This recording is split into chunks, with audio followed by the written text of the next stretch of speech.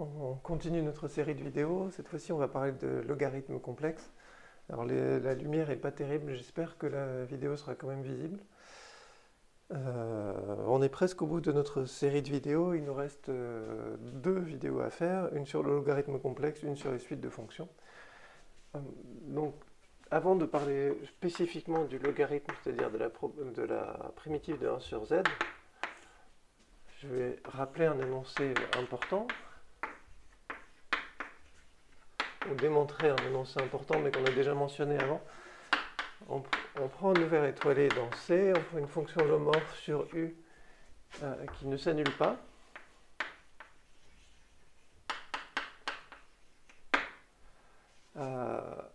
Alors, il existe une fonction G holomorphe sur U, telle que... désolé pour l'ombre sur le tableau, j'espère que c'est visible quand même. Il existe une fonction holomorphe sur U, telle que f égale exponentielle de g. Autrement dit, on peut trouver un logarithme pour f. F égale exponentielle de g, on a envie de dire que c'est g égale log de f, donc on dit que g est un logarithme pour f. Un logarithme au sens classique, c'est un logarithme pour la fonction z, c'est une fonction g telle que exponentielle de g de z égale z pour tout z. On sait déjà que ça n'existe pas sur C, mais sur un ouvert étoilé ne contenant pas 0, il va suivre de cette proposition que ça existe. Une fois qu'on a un logarithme pour f, on peut aussi prendre des puissances, des racines km, une détermination de la racine km. Par exemple, si je voulais une racine carrée de f, une fonction h telle que h carré égale f, il suffirait de prendre exponentielle de g sur 2. Donc c'est très lié, évidemment, le logarithme et puissance non entière. La preuve est très simple, avec ce qu'on sait déjà sur les ouverts étoilés. F' sur f est une fonction holomorphe, parce que f ne s'annule pas, donc j'ai le droit de faire le quotient. Je suis sur un ouvert étoilé, donc il existe une fonction g dans h de u, telle que g' égale f' sur f. On l'a déjà dit, une fonction holomorphe sur un ouvert étoilé, elle admet une primitive.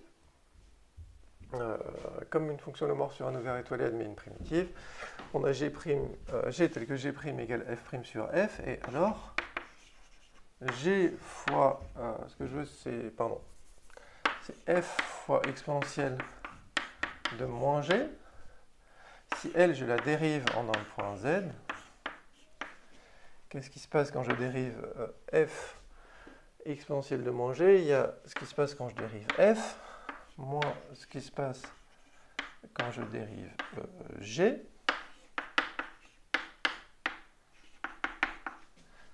Et il y a l'exponentielle qui se met en facteur. Et on a déjà vu cet argument, mais je le refais. F', G'f, j'ai dit, quand je dérive g, j'ai moins G'f exponentielle de moins g. Donc f' moins G'f, ça fait 0. C'est le fait que G' soit une primitive que G soit une primitive de f' sur f, ça fait 0. Donc f exponentielle de moins g est constante. Donc il existe un certain cas tel que pour tout z dans U, f égale k fois exponentielle de g.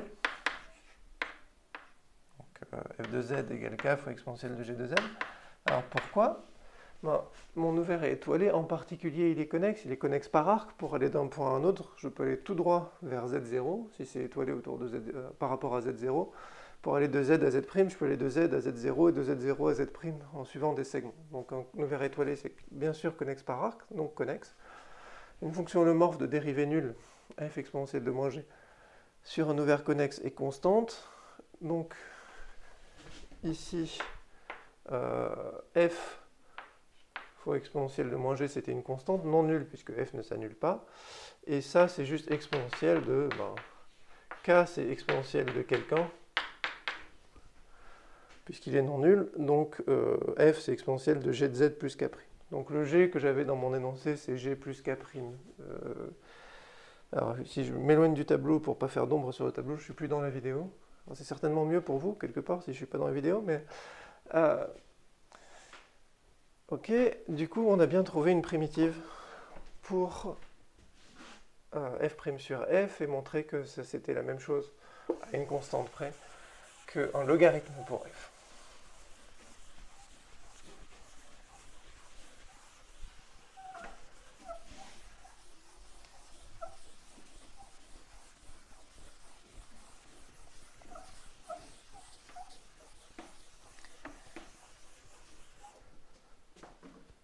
Sur C privé de 0,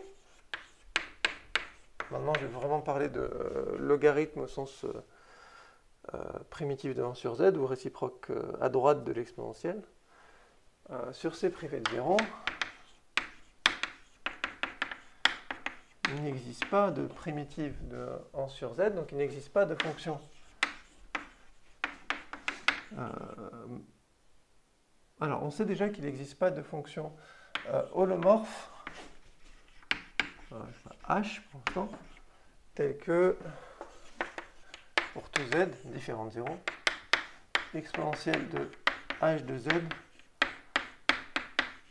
égale à z. Pourquoi? Parce que comme d'habitude, à partir de ça, on déduirait que h' égale 1 sur z. Mais ça, puisque si je dérive exponentielle h de z, j'obtiens h' exponentielle h de z. Donc h' fois z, et quand je dérive ici, j'ai 1. Donc h' est une primitive de 1 sur z, et 1 sur z, on sait qu'elle n'a pas de primitive holomorphe sur c privé de 0, puisque je peux l'intégrer sur un lacet fermé, par exemple un cercle centré en 0 de rayon 1, et tomber sur quelque chose de différent de 0. Donc on sait qu'il n'y a pas de détermination holomorphe du logarithme. Une telle fonction h telle que exponentielle h de z égale z, c'est ce qu'on appellerait une détermination holomorphe du logarithme, mais en fait, il n'existe pas non plus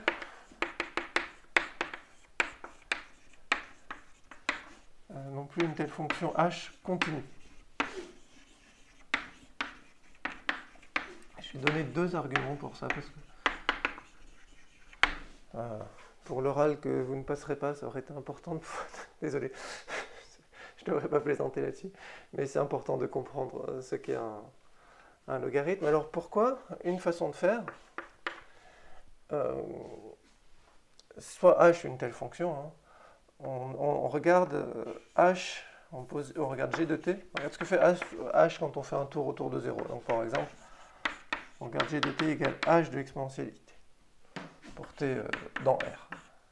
Quand je fais exponentielle de g de t, j'obtiens exponentielle de h, ça c'est l'identité, donc j'obtiens, je vais essayer d'écrire mes exponentielles sous la forme exp, et ça me dit qu'il existe un certain cas en z, tel que g de t, pour tout t, g de t égale, alors il existe un certain, alors a priori il vaut k de t, si deux trucs sont égaux, si les exponentielles sont égales, si la différence est dans 2i pi z, donc g de t ça fait it plus 2i k de t fois pi. Maintenant, la fonction k est continue. Pourquoi? Parce que g est continu, ça c'est continu, donc k de t équivaut g de t moins it sur 2i pi, ça définit une fonction continue. Par connexité, k est constante, parce que c privé de 0, c'est connexe. Donc il existerait un cas tel que quel que soit t, g de t égale it plus 2i k pi. Et ça, c'est absurde. Je vais juste écrire absurde et donner deux raisons à l'oral. Une raison, c'est que g, elle est 2 pi périodique, puisque quand je fais un tour, je suis revenu sur mes pieds. Mais cette fonction-là, quand je fais un tour, elle n'est pas 2 pi périodique. Quand je fais un tour, j'ai rajouté 2i pi ici. Donc ça compte le nombre de tours. Et quand j'ai fait un tour, il y a un plus 1 qui apparaît, en plus 2i pi si vous voulez. Donc ça ne marche pas, et on voit bien le problème hein, qui est que un argument, ça doit compter le nombre de tours si c'est continu. Et en particulier, je ne peux pas avoir le droit de revenir à mon point de départ parce que ma valeur va devoir avoir bougé de 2i pi. Donc la valeur ne va pas être définie en un point tel que je peux boucler. Donc ça, c'est une raison pour laquelle c'est absurde. La fonction g est périodique, celle-là ne l'est pas, problème. Une autre raison, la fonction g est continue, son image est compacte, et cette fonction-là, son image n'est pas du tout compacte. Donc par connexité ou par périodicité ou par compacité, on a une contradiction. Une autre contradiction, c'est que si on avait ça, exponentielle h de z égale z, alors, par inversion locale holomorphe,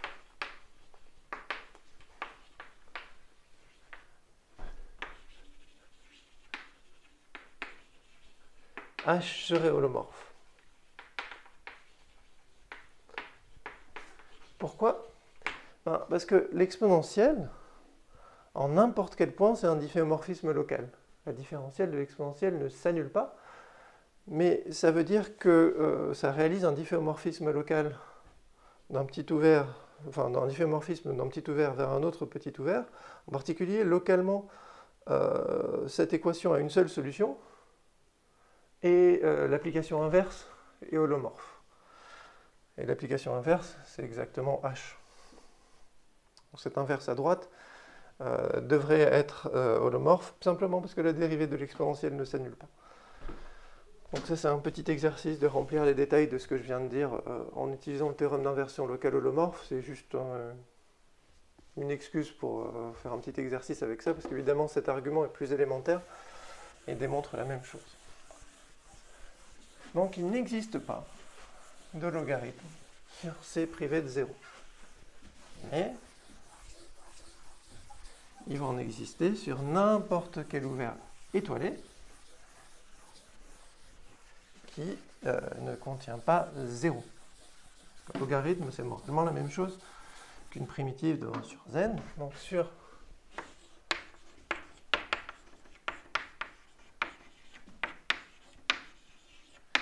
n'importe quel ouvert U étoilé, plus généralement simplement connexe, mais on n'a pas dit ce que ça voulait dire, avec 0 n'appartenant pas à U, il existe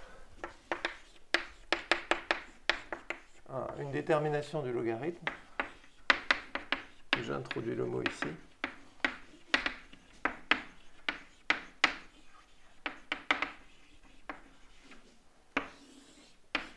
C'est-à-dire h défini sur U et valeur dans C est tel que pour tout z dans U, exponentielle de h de z égale z. Oui, parce que comme la fonction z ne s'annule pas sur U et que U est étoilé, on applique la proposition par laquelle j'ai commencé cette vidéo. Le cas important, oui, avant de faire ce cas-là, la détermination n'est pas unique.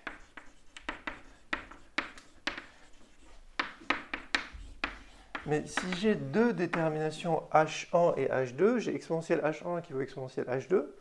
Donc exponentielle de h1 moins h2 qui vaut 1 quand je fais le quotient des deux. Donc h1 moins h2 vaut 2i kpi. Et k est bien une constante puisque par connexité de U, un ouvert étoilé c'est connexe, on l'a déjà dit. Donc finalement, de telles déterminations doivent différer d'une constante 2i k pi. Alors je suis allé un peu trop vite, encore une fois. Si j'ai exponentielle de h1 de z qui vaut z, exponentielle de h2 de z qui vaut z sur U, je fais le quotient des deux, j'obtiens exponentielle de h1 moins h2 qui vaut 1. Donc la fonction h1 moins h2 est à valeur dans l'ensemble des nombres dont l'exponentielle vaut 1, c'est-à-dire 2i pi z. Cet ensemble est discret, h1 moins h2 est continu, donc h1 moins h2 est constante, et la constante est de la forme 2i k pi. Donc il y a des choix dans les déterminations de logarithme, mais il n'y en a pas tant que ça, et le choix est stupide, c'est juste, oui, si j'ai une fonction h qui marche, si je lui rajoute 2i pi, j'en obtiens une autre qui marche, parce que l'exponentielle de 2i pi, ça fait 1. Ce qu'on appelle la détermination principale, ou la branche principale du logarithme, que je vais noter grand ln, pourquoi pas dans cette vidéo. C'est la détermination sur un ouvert étoilé qu'on a déjà vu, donc c'est C privé de moins l'infini 0, on a déjà vu que ça c'était étoilé. Alors, il y a plein de façons de le dire. On choisit log de 1 égale à 0, c'est-à-dire quel que soit x strictement positif, dans R, hein, donc quand je restreins à R, j'obtiens le logarithme usuel. Pourquoi c'est pareil? Bon, déjà, j'ai un choix de constante. Log de 1, ça peut être n'importe qui dans 2i pi z, donc j'ai pris 0. C'est plus simple. Mais une fois que j'ai ça, quand je restreins à R, la fonction que je vois, c'est une primitive de 1 sur x qui vaut 0 en 1. C'est bien exactement le log. Donc la détermination principale du logarithme, je ne vais pas faire ça pour le dessin, je devrais faire ça, c'est vous enlevez tout ça, et vous avez une façon unique de choisir un logarithme qui correspond avec le logarithme usuel, le logarithme népérien, sur les réels strictement positifs. Et enlever tout ça, c'est exactement, c'était le truc plus ou moins minimal pour nous dire qu'on n'allait pas arriver à faire un tour et à revenir sur nos pieds. Je ne peux pas le faire, et il se trouve que c'est finalement la seule obstruction pour trouver un logarithme. Ok. Je vais juste dire une ou deux choses sur le logarithme, sur cette détermination principale.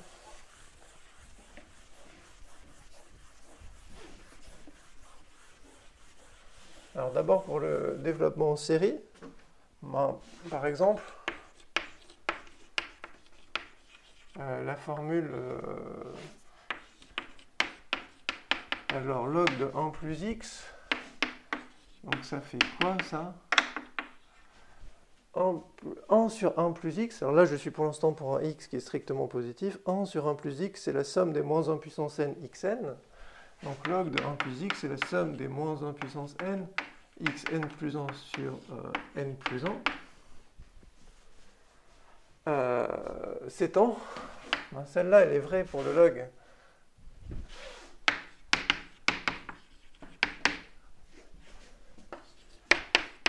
Classique, elle s'étend à log de 1 plus z à l'intérieur du domaine de convergence de la série, c'est-à-dire, ça c'est le rayon 1.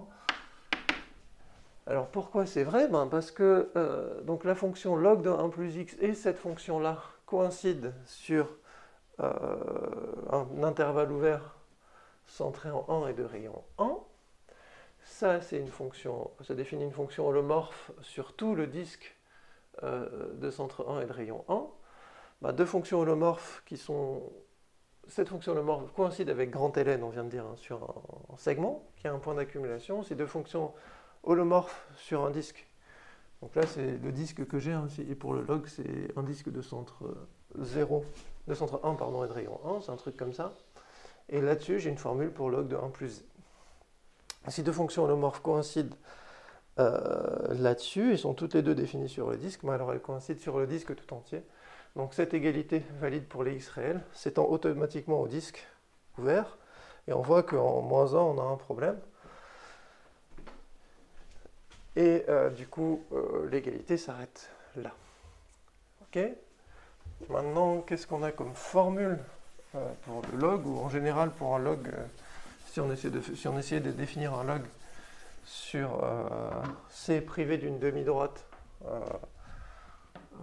dont une extrémité est 0, si je regarde log de R exponentielle t, avec, je prends un R strictement positif, et un t quelque part, alors vu le domaine que j'ai pris ici, c'est entre moins pi et pi, combien ça vaut ça?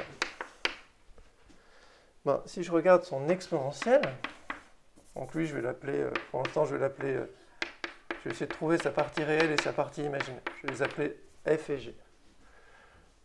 Si je fais exponentielle de f de t plus ig de t, donc c'est l'exponentielle du log, c'est censé faire r exponentielle it Alors, quand je fais exponentielle de log, je suis censé retomber sur mon point de départ. Et ça fait exponentielle de f de t fois exponentielle de ig de t égale r exponentielle it. Alors, je vais dire sans doute. Je vais essayer, au moins dans cette vidéo, d'écrire ça sous la forme exp de quelque chose et pas une puissance. Bien sûr, c'est la même chose, c'est juste pour essayer d'être clair dans cette vidéo-ci où on parle de logarithme. Très bien, mais maintenant, je regarde, j'ai ici module, ici argument. Donc, f de t, exp de f de t, c'est le module, donc c'est r. Donc f de t, c'est log de r. Et ici, j'ai ig de t, donc j'ai g de t, qui vaut t modulo 2pi. Et donc finalement, mon log de r exponentielle it, c'était log de r plus... Alors il y avait un choix de constante, mais j'ai dit que quand je prenais r égale 1, t égale 0, j'obtenais 0, donc ma constante c'est 0. Donc on voit que la branche de logarithme, elle est définie par cette formule. Et en fait, on voit aussi que si au lieu de prendre c privé de cette demi-droite là, j'avais pris c privé de n'importe quelle demi-droite, j'obtiendrais la même formule, mais pour t dans un autre intervalle ouvert de longueur 2π. Ça marcherait encore, ça marche tant que je ne suis pas capable de faire un tour sur moi-même. Le raisonnement ici, c'est une fois que je sais qu'il y a une branche de log, elle est définie par cette formule-là. Donc on écrit aussi souvent cette formule sous la forme log de z, où z est un complexe dans mon domaine, sous la forme log de module de z, plus i, c'est qui t, hein, c'est l'argument de z. Et ici, argument, il faut comprendre qu'on choisit notre argument entre moins pi et pi. Si j'avais enlevé une autre demi-droite, par exemple, si j'avais enlevé les réels strictement positifs, je choisirais un argument dans 0 de pi ouvert. Ok. Et je crois que j'ai déjà dit tout ce que je voulais dire sur le logarithme. On va faire un exemple de calcul d'intégrale qui est assez atroce, qui est dans le sujet 2014, dans la dernière partie du sujet d'agrég 2014. Je suis déjà en train de regretter d'avoir eu l'idée d'essayer de faire ça au tableau, mais bon, c'est pas grave. Donc ce qu'il faut retenir sur le log, avant de partir dans ce calcul qui va être pénible, ce qu'il faut retenir sur le log, c'est ça existe sur un ouvert étoilé, et en fait, c'est assez facile d'écrire ce genre de formule, et il faut bien comprendre du coup que quand je fais un tour, le log, il a moralement pris plus 2i-pi. Quand t est positif, proche de 0, pardon, là je l'ai fait oui, je l'ai fait sur quoi? Oui, alors pour faire un tour ici, pardon, il faut que je parte d'ici.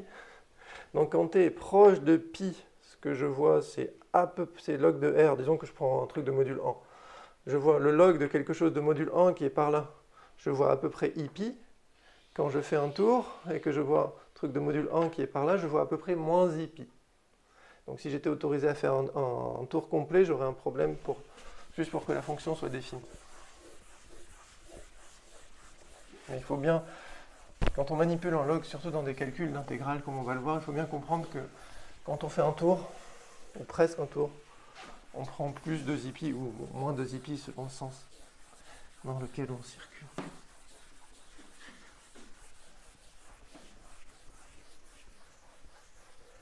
Alors maintenant, un exemple de sujet d'agrég. L'intégrale est en plus plein de paramètres. Alors, l'énoncé du sujet d'agrég 2014, dans sa dernière partie, demande de calculer le truc suivant. S puissance alpha sur S plus T2, S plus X ds. Est-ce que j'oublie quelque chose? Non. Et alors, il va falloir que j'écrive ici. Alors, le sujet ne fait pas l'hypothèse, mais T2 est différent de X. Je vais supposer qu'ils sont tous les deux strictement positifs. Et alpha est quelque part entre 0 et 1. Donc, c'est des choses qui sont fixées.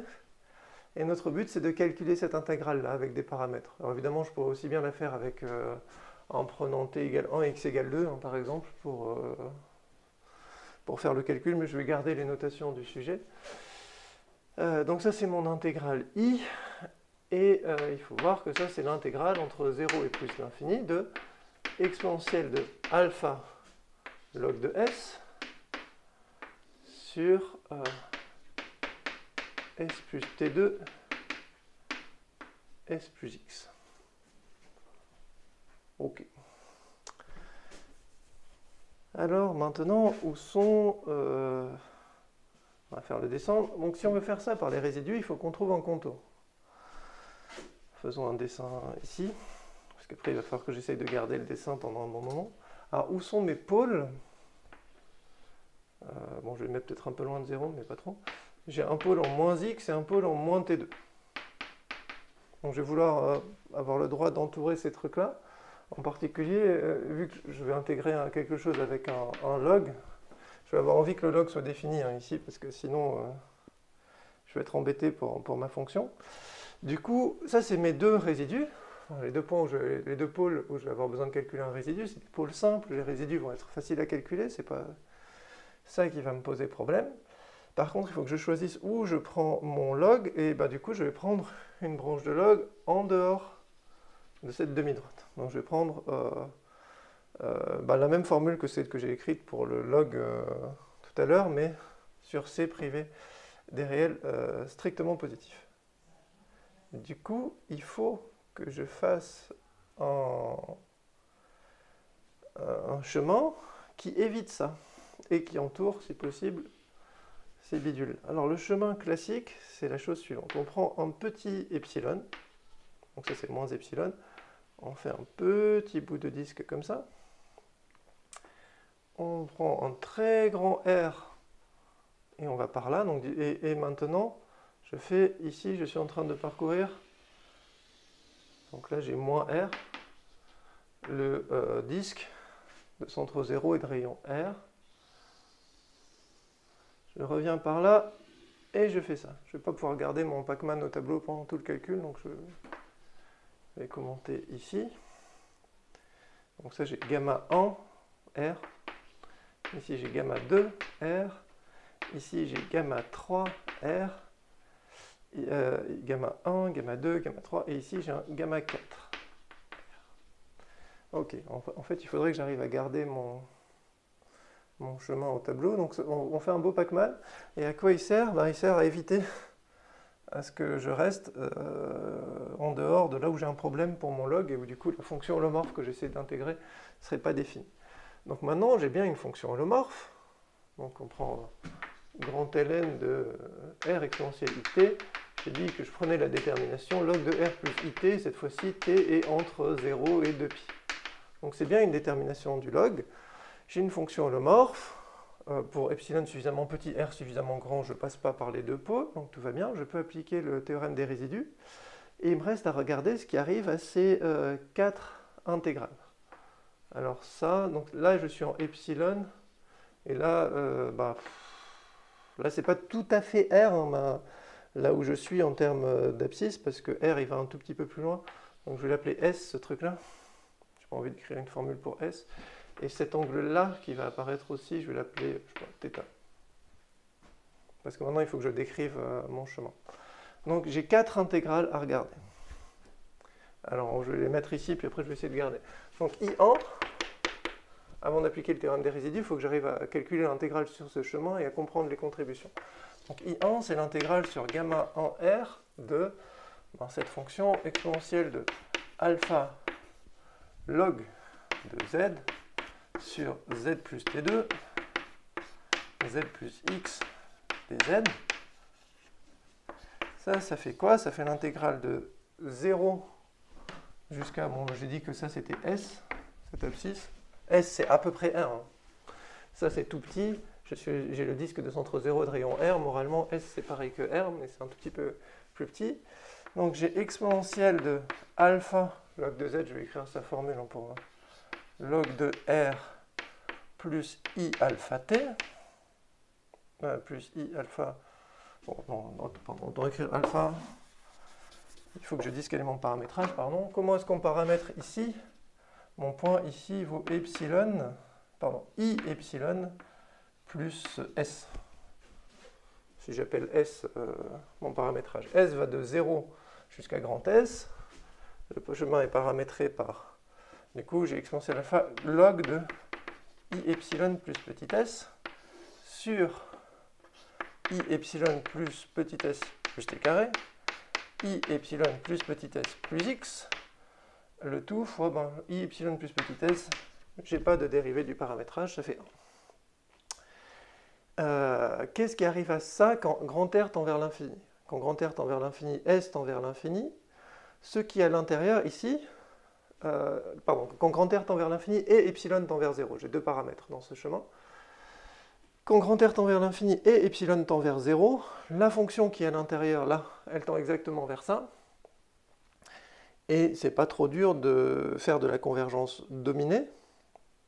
Et je ne vais pas vérifier les hypothèses, mais pour conclure que cette intégrale-là, elle tend, quand R tend vers plus l'infini et epsilon tend vers 0, elle tend vers mon intégrale I.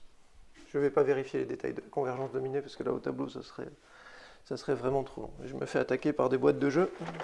L'intérêt de travailler dans une salle de jeu. Donc je vais écrire ici I gamma 1 R, elle tend vers mon intégrale I. Et quand je dis elle tend, c'est quand R tend vers plus l'infini, epsilon tend vers 0. Donc encore une fois, c'est parce que si je fais tendre epsilon vers 0, ce que je vois ici, c'est exactement la fonction qui m'intéressait. Et quand R tend vers l'infini, grand S tend vers l'infini. Donc ça a une tête à bien tendre vers l'intégrale de 0 à l'infini de ce qu'il faut. Et maintenant, il faut juste vérifier les hypothèses du théorème de convergence dominée. C'est juste majorer ça. Et moralement, c'est quoi qui se passe? C'est que ici, vous avez du S puissance alpha, ici, vous avez du S carré. Donc, vous pouvez faire apparaître une intégrale de Riemann, en comparaison avec une intégrale de Riemann. Donc ça, c'était I indice 1, sans vérifier proprement l'intégrale de Riemann. Donc maintenant, je vais faire I indice, les hypothèses du théorème de convergence dominée. Je vais faire I indice 3. Parce que si on regarde sur le dessin, on se dit, bon, quand j'intègre ma fonction là-dessus, bon, moralement, ça tend vers le segment 0 plus l'infini, donc je vais avoir I. Mais là, quand j'intègre là-dessus, j'ai l'impression que je vais avoir exactement moins I, puisque je suis en train de parcourir mon segment dans le mauvais sens. Et ma fonction a tout autant l'air de tendre vers ce qu'il faut. Mais si on regarde vraiment ce qui se passe, donc ça fait moins l'intégrale de 0 jusqu'à grand S de exponentielle, à peu près la même chose, alpha log de, ce coup-ci, c'est qui mon point? C'est moins epsilon, moins i epsilon, pardon, le i est important ici, moins i epsilon plus petit s, sur la même chose pour le coup que tout à l'heure, s plus moins i epsilon plus t carré, s moins i epsilon plus x, le tout ds. Et ça, vers quoi ça tend? Toujours en ignorant qu'il faut que je vérifie les hypothèses du théorème de convergence dominée, c'est pas ce qui m'intéresse ici. Vers quoi ça tend quand epsilon tend vers 0? Vers quoi tend le log quand epsilon tend vers 0? L'argument maintenant, ici l'argument tendait vers 0, mais l'argument, cette partie-là, ici elle tend vers 2π. Donc là, ce vers quoi ça tend, c'est l'intégrale de 0 à plus l'infini de exponentielle de alpha log de s plus 2iπ sur s plus t carré, s plus x, ds. Encore une fois, je ne vérifie pas les hypothèses du théorème de convergence dominée, mais log de ce machin-là, le logarithme complexe de ce machin-là, il tend vers le log réel plus 2iπ. Parce que l'argument, ce que je vois, c'est du exponentialité avec t qui tend vers 2π. Au-dessus, ça tend vers 0, mais en dessous, ça tend vers 2π. Et donc ça c'est qui ça? C'est en fait exponentielle alpha log de s, machin, c'est exactement mon intégrale. Mais, j'avais un moins, pardon, j'ai oublié. Mais ce que j'ai comme nouveau facteur, c'est exponentielle de 2i alpha pi. Et donc ce qui fait que ça ne se simplifie pas, les deux intégrales, c'est que ça tend vers exponentielle vers moins i, exponentielle de 2i alpha pi. et pas vers moins i. Il y a le exponentiel alpha qui joue un rôle. Et là, on voit pourquoi il faut se méfier des logarithmes et bien faire attention à ce qui se passe quand on a fait un tour. Mon log a pris 2pi. Alors les deux autres intégrales, bon, je vais les écrire et majorer brutalement.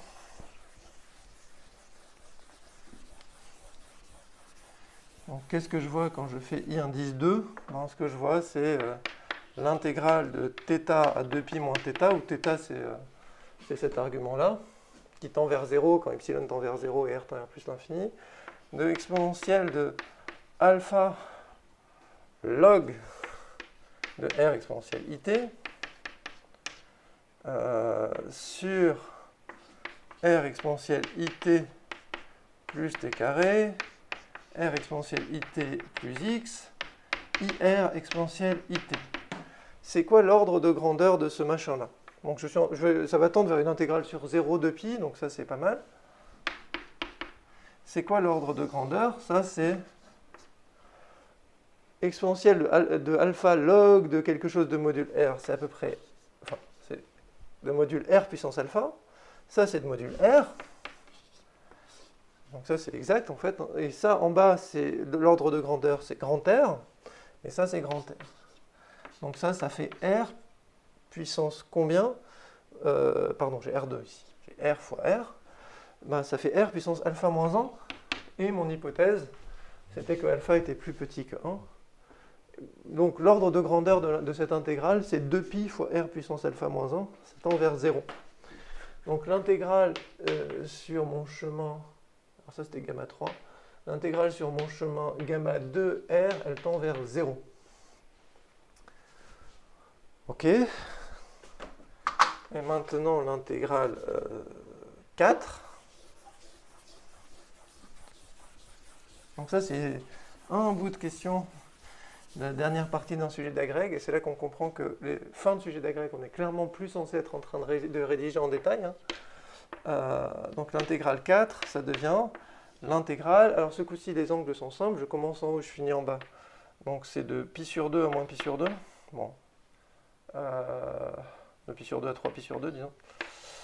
Pardon, de pi sur 2 à 3 pi sur 2, de exponentielle alpha log de epsilon exponentielle it, puisque c'est le cercle de rayon epsilon, sur epsilon exponentielle it plus t carré, epsilon exponentielle it plus x fois i epsilon exponentielle it.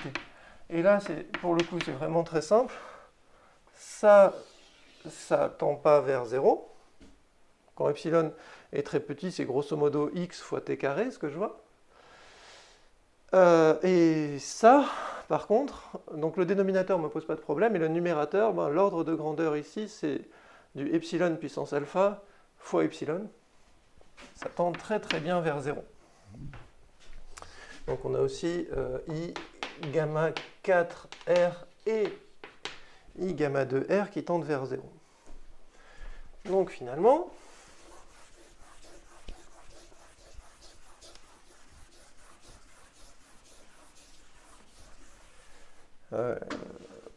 grâce à ce contour Pacman qui est typique quand on intègre quelque chose avec du log, puisqu'il nous permet de faire un tour autour de la demi-droite, où on n'a pas le droit de considérer notre logarithme. Au final, on obtient que i fois... Alors, quelles sont les contributions, finalement? Ça tend vers i, ça tend vers 0, ça tend vers moins exponentielle 2i alpha pi, ça tend vers 0. Donc, i fois 1 moins e 2i alpha pi, ça fait 2i pi fois la somme des résidus. Donc ça, j'aurais pu lui donner un nom. Résidu de f en moins x plus résidu de f en moins t2. Puisque l'intégrale sur le chemin fermé, je suis bien sur un ouvert étoilé, la fonction que je considère est holomorphe. Donc la fonction c'est exponentielle de alpha, grand log de z sur z plus t2, z plus x. Elle est holomorphe sur tout cet ouvert étoilé. J'ai deux singularités isolées, je peux appliquer le théorème des résidus.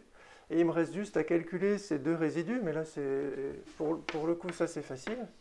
Parce que qu'est-ce qui se passe? Par exemple, pour regarder le résidu de cette fonction en x, ben, c'est ce qui se passe quand je multiplie par z plus x, ou par s plus x, et que je fais s égale moins x. Donc c'est moins x puissance alpha sur moins x plus t2. Et ça, moins 1, je vais tout de suite l'écrire ei pi. Donc ça fait ei pi alpha, x puissance alpha, sur moins x plus t2. Et le résidu de f, pardon, j'ai mis x, mais c'est le résidu de f en moins x. Le résidu de f en moins t carré, c'est ben, la même chose. Hein. Je multiplie par s plus t carré, je fais s égale moins t carré. Donc il me reste moins t carré puissance alpha sur moins t carré plus x. Et ça fait exponentielle i pi alpha t carré sur x moins t carré. Ok. Donc maintenant, alors je vais effacer pour écrire en haut. Cette intégrale, finalement, bon, je ne voudrais pas effacer mon chemin. Bon, je vais finir ici. Cette intégrale, ici, i fois 1 moins exponentielle 2i alpha pi. Et je reprends mon calcul, ça fait 2i pi. Là, ça n'a plus aucun intérêt, mais bon, tant qu'à être là, je vais finir le calcul.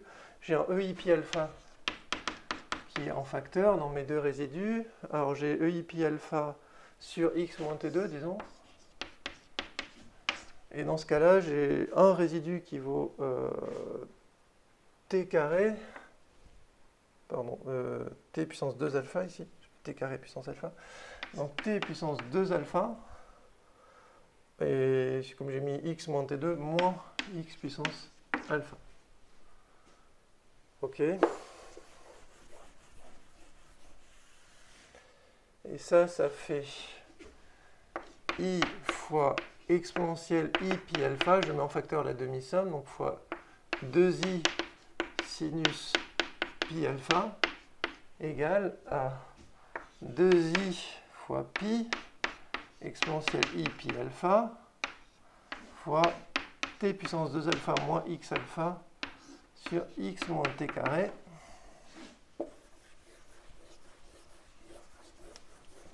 Donc là, tout le suspense, c'est juste de voir si je vais arriver au bon résultat ou non. Si on simplifie, i égale, alors qu'est-ce qui se part? 2i exponentielle i pi alpha, ça disparaît. Il me reste pi sur sinus pi alpha fois t puissance 2 alpha moins x alpha sur x moins t carré. Et est-ce que je suis d'accord avec moi-même ou pas? Alors j'ai un x puissance alpha moins t puissance 2 alpha sur t carré moins x fois pi sur sinus pi alpha. Étonnamment, je suis d'accord avec moi-même, c'est peut-être un peu inquiétant. Bon, cette intégrale-là est particulièrement atroce, c'était peut-être pas le meilleur choix de faire ce calcul-là au tableau, mais je me suis dit que je prends quelque chose qui est dans un écrit d'agrègue. Ce qui compte, par contre, c'est de bien comprendre cette histoire de, quand j'ai fait un tour avec mon logarithme, bah, je ne suis pas retombé sur ma valeur initiale, à la limite, je suis tombé sur la valeur plus de pi, et c'est ce qui fait que l'intégrale dans ce sens-là et celle dans ce sens-là ne se compensent pas, et c'est ce qui m'a permis de calculer l'intégrale.